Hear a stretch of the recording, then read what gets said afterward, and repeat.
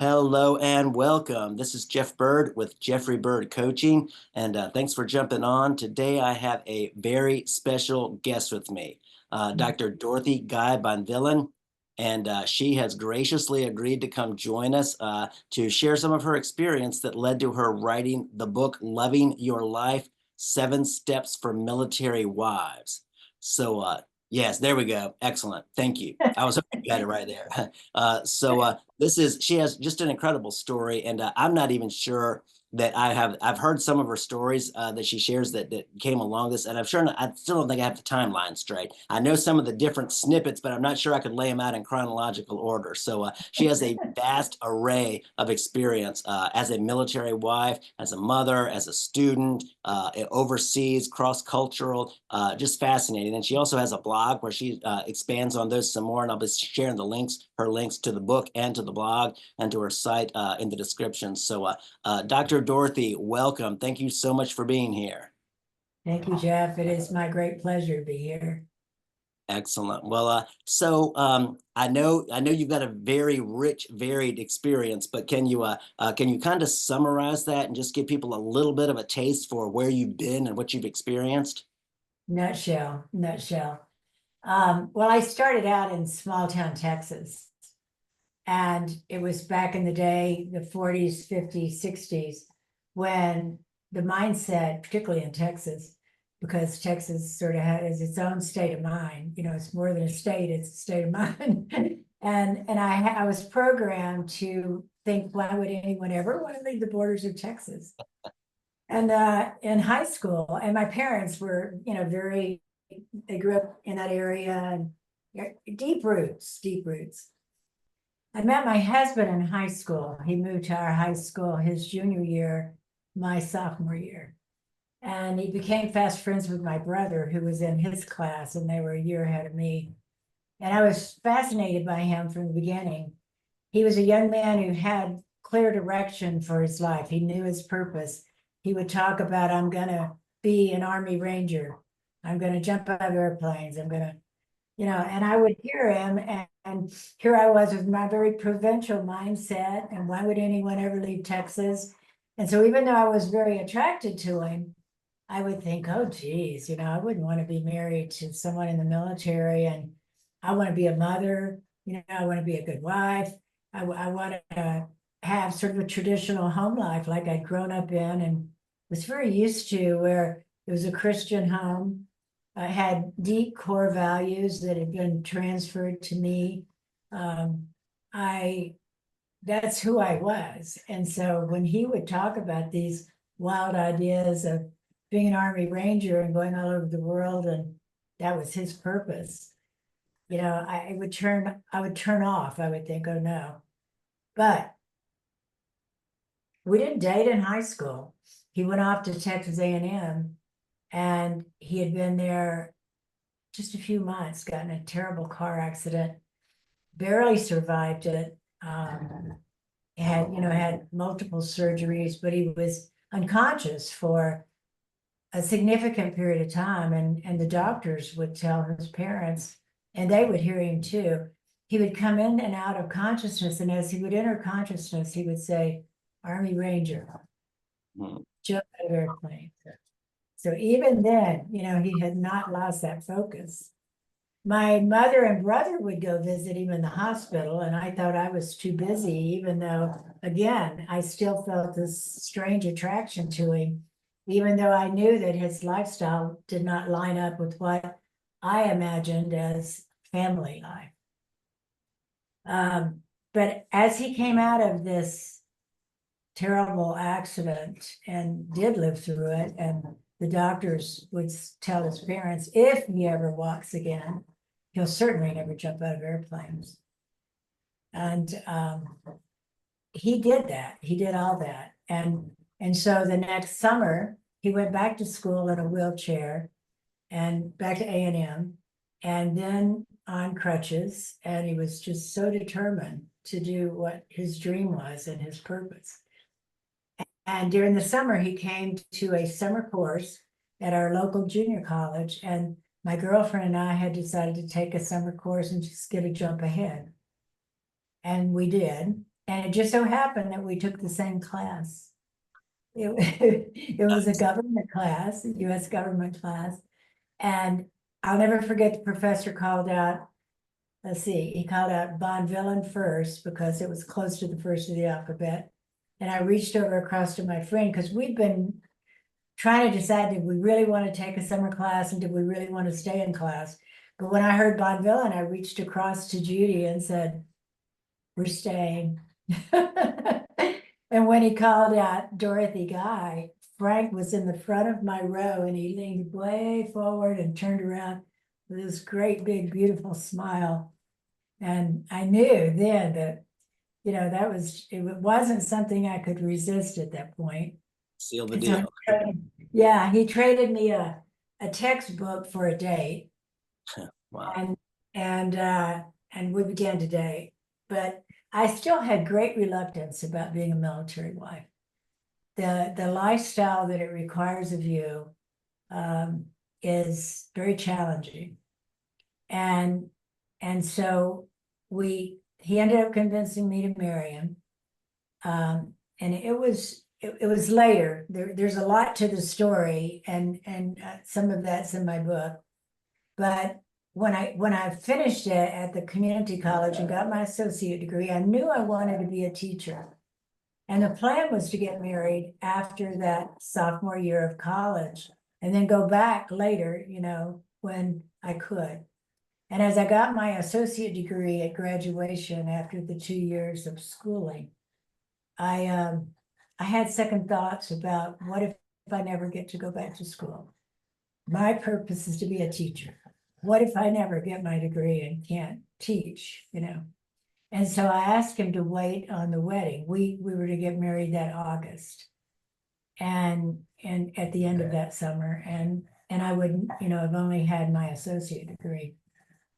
So I asked him to wait. I told him I didn't want to break the engagement. I just wanted to delay the wedding by 2 years. And he didn't respond well to that, and he was in Texas Aggie and he was an Army Ranger, and it was almost like he was going to tell me this is how it's going to be, and I'm supposed to salute.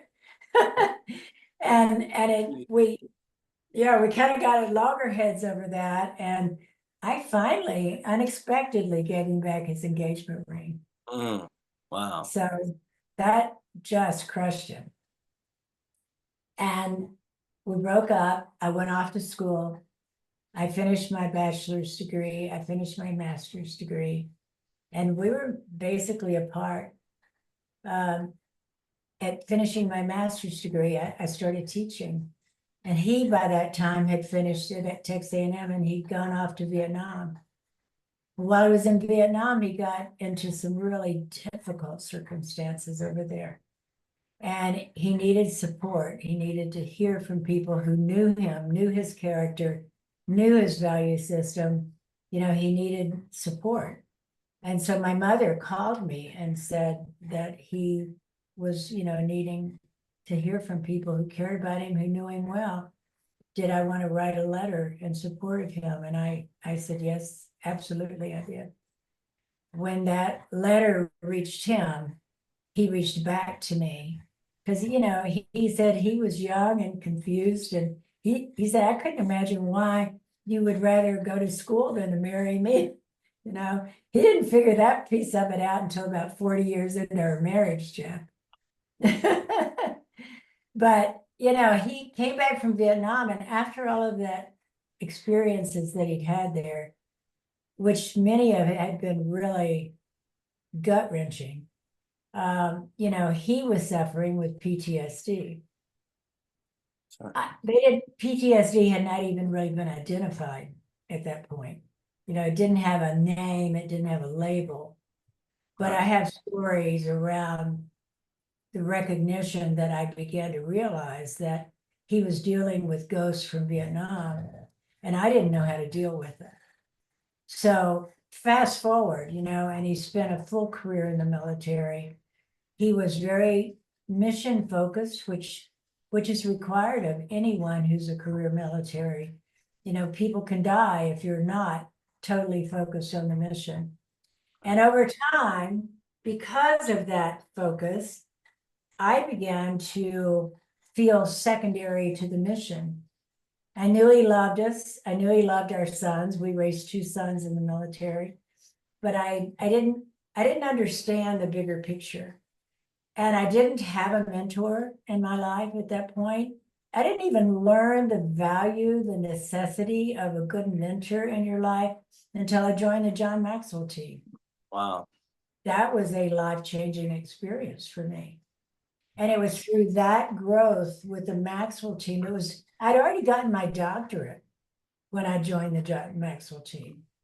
And that growth experience of leadership and meeting global people who wanted to add value to people and make a difference completely changed my viewpoint, my understanding of what's needed to become the best you that you can be. Because I didn't feel like I had yet grown into the best me that I could be. It had all been focused on trying to survive instead of thrive the military environment. And so as he retired, and it wasn't until retirement, I mean, we were busy, we were working. I had some fabulous jobs that, for example, I led a field research team in the Sultanate of Oman as the only American on the team for their Ministry of Education. And I still pinch myself when I realized that they let an American female lead a project like that, That's impressive. I worked for the National Embassy of Saudi Arabia, and the Royal Embassy of Saudi Arabia in Washington, D.C. And that was a fascinating job. I've had many opportunities that I recognized that I would never have had I stayed in my little warm, fuzzy cocoon of, Houston, Texas. And so I had very conflicted feelings about how difficult it had been for me, how I'd sort of lost this sense of self and my identity along the way. I couldn't put my finger on what I really wanted to say and why I wanted to say it. And so I began to ask myself questions and reflect and try to analyze, how did I get from this young, vibrant young woman, with my degrees and my purpose, and I understood all of that, and I felt empowered.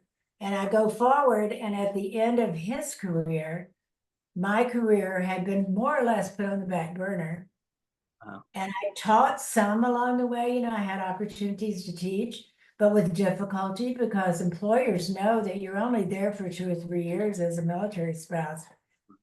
And then you're off and gone again. And so I couldn't make sense of what I had gone through and why I had this burning desire to put words to it. And so when I first started talking about it, Frank would ask me, he said, "What are you trying to say? And are you telling me that you were miserable for 40 years and you never said anything?" Oh my. Yeah, why? And I said, "No, I wasn't miserable, but I was struggling. And because I'm not the kind of person to just fold up and give up or cry in my beer, and complain. You were so mission focused. And I don't think you're a unique case in this. I've talked to many military wives now, and he's not. It's a requirement of who they are and what they do. And so I had to start to try to make sense of, okay, why in the process did that sort of dismantle my sense of identity?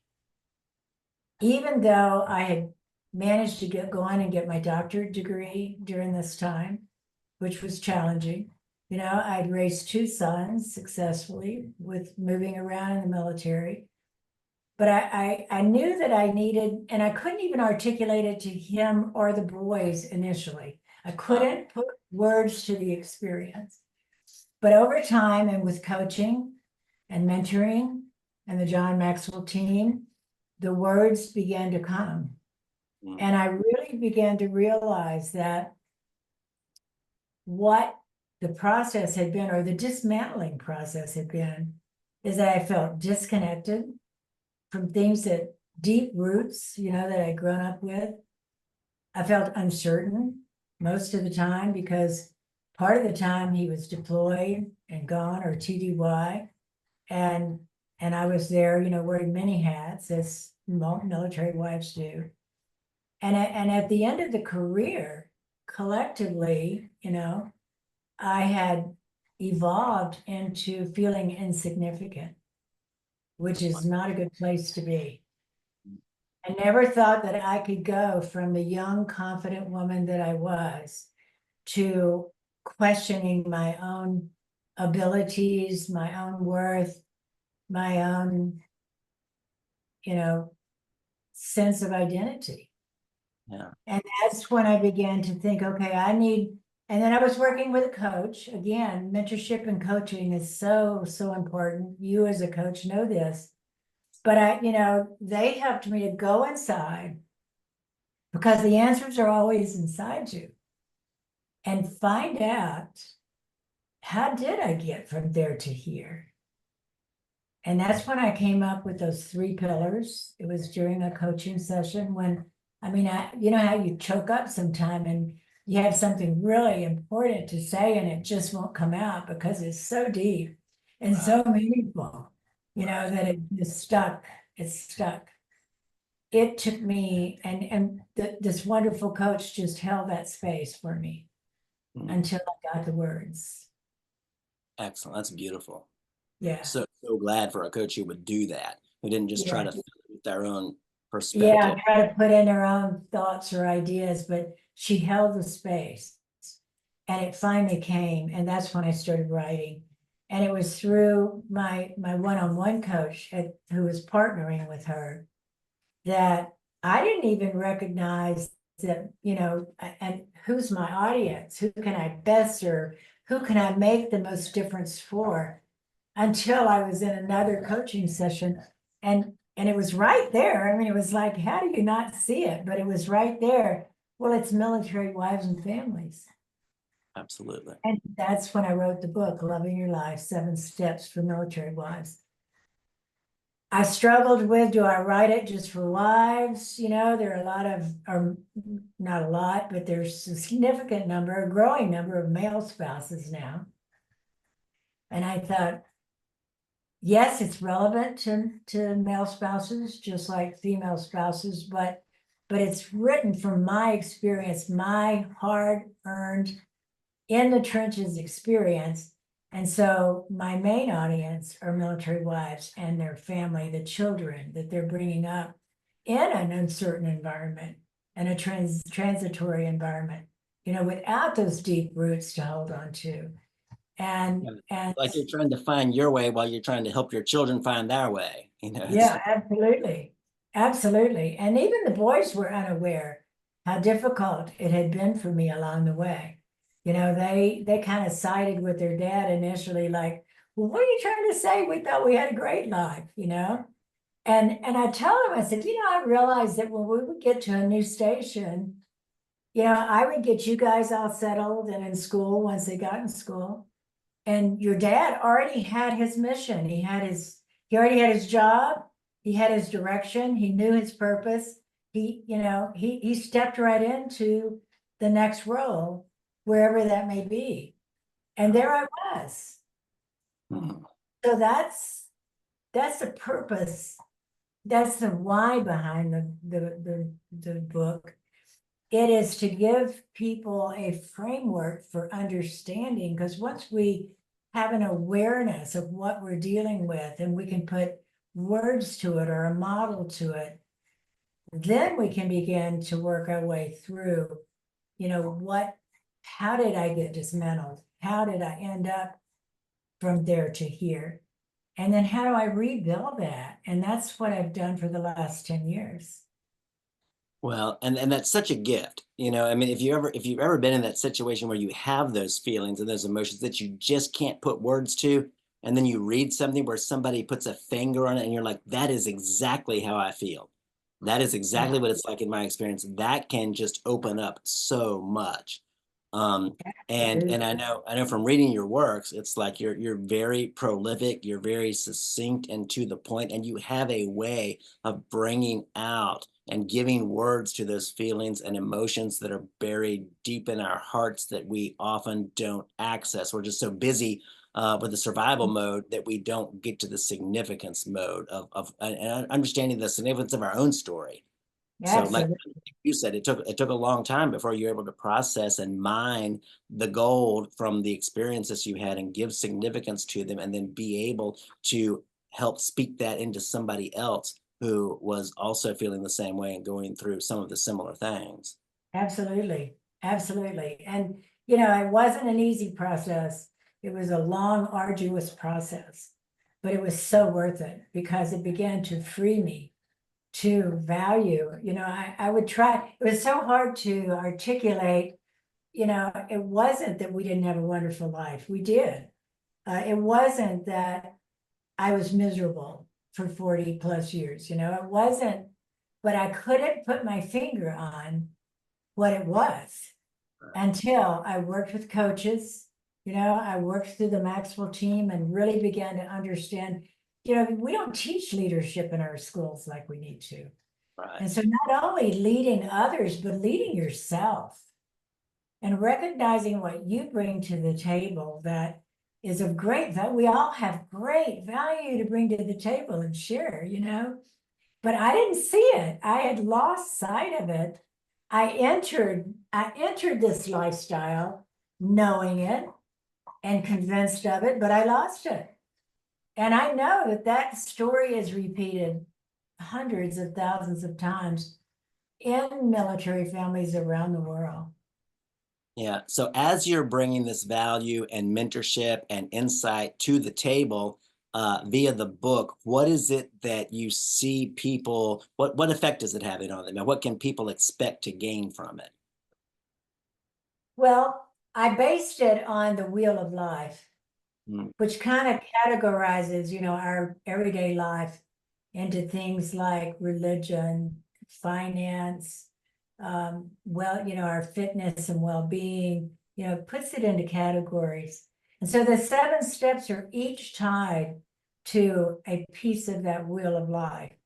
And okay. it helps us begin to find balance among all of these things, that we're juggling and trying to make work.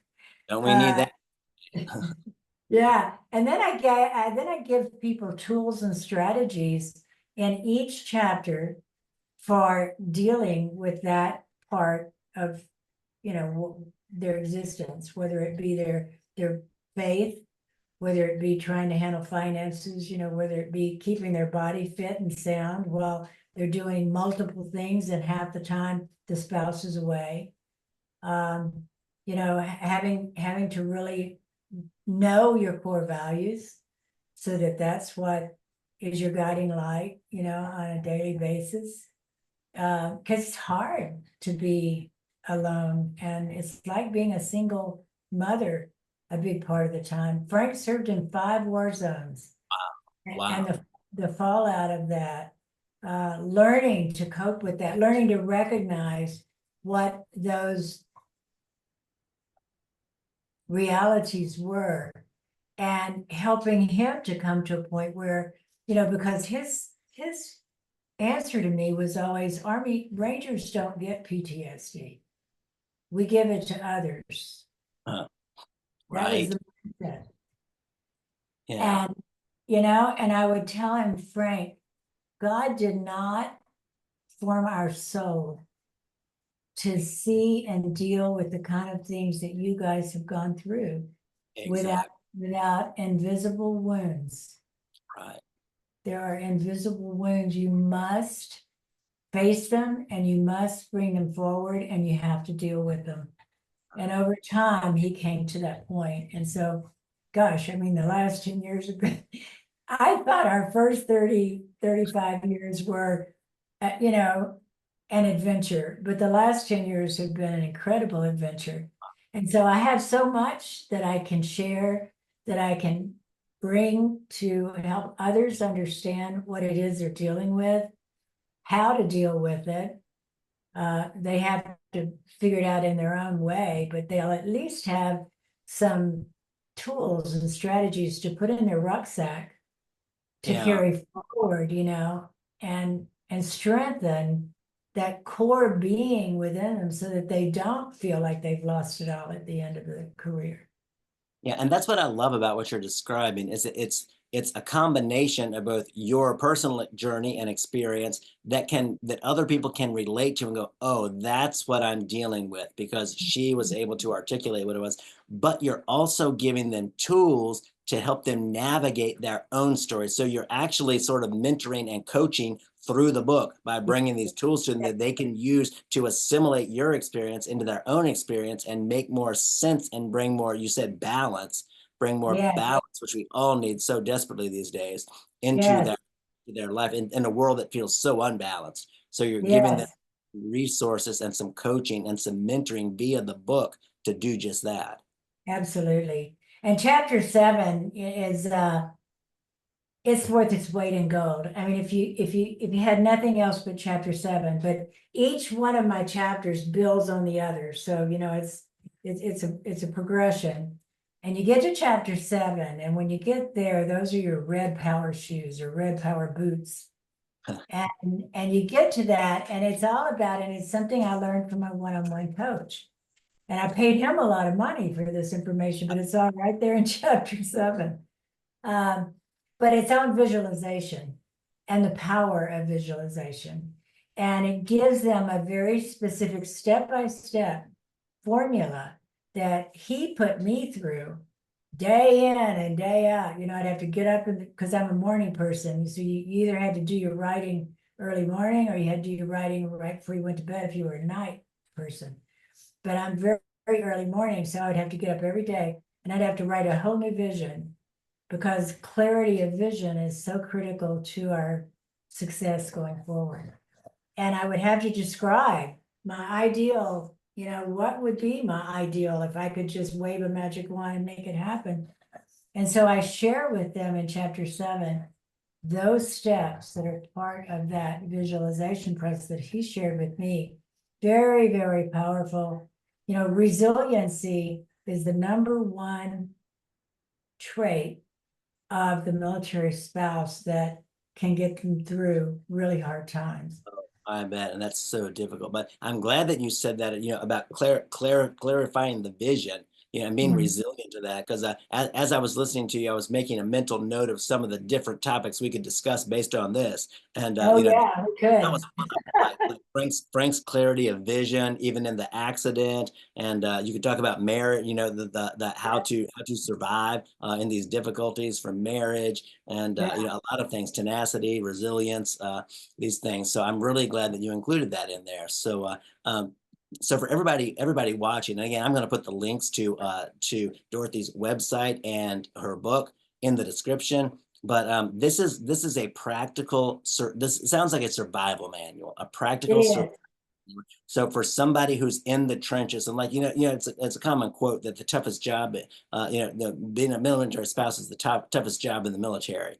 And Yeah, from listening to what you're sharing, I'm like, no, that is no joke. Because you don't just have the job to do, you got your job to do, plus dealing with the kids, plus readjusting to everything that your husband's job requires him to do, or it may be your wife's job, depending on how the situation is. But so it's yeah, really a survival guide to that and a toolbox to help you make sense and manage the different aspects of life in that very challenging environment and yeah, to not lose yourself in the that midst of that process. and Yeah. hang up the towel. So I think that maybe we'll talk about resilience again sometime and because I'm just impressed that y'all met in high school and you're still married and went through all of this. That's just amazing. So congratulations for that. Well, we went through 4 years apart there while I went off and finished my education, and we still, God brought us back together. It was meant to be. It was God's plan in the first place, and He says that I threw Him under the bus and messed that up, but God still brought us back together. Yeah. And we've had this incredible journey along the way, and it's been worth, all of the blood, sweat, and tears that we've gone through to get to this point. but I Wow. can't leave this earth without giving back what I've Yeah. learned. And this was a great start here is, loving your life, because I certainly didn't hate my life. I'm not bitter about the way that the military operates or has to work. I have a great, appreciation for the role they play and the necessary role they play and the way it has to work. So there's no bitterness, there's no anger, there's no wishing of would I have done it again? Yes, but I would have loved to have known, I would have loved to have had a mentor come to me, a senior spouse, and say, look, here's some of the things you're going to be dealing with. Here's some tools and strategies that can serve you as you go through this, and make sure you don't lose yourself along the way. And And get your own vision. right. And thank you for doing that, because when you talk about loving your life, I bet if we were to put out a survey and ask on a scale of 1 to 10, how much do you love your life? I bet there's a whole lot of people, military and otherwise, who are Yes, in the lower half of that. So yes, that's such a great title. And then the practical tools to help make those things better so that you can love your life more yes. as a spouse and parent, and moving around, learning other cultures, and traveling around the world and readjusting to many, wondering where home is. So Mhm.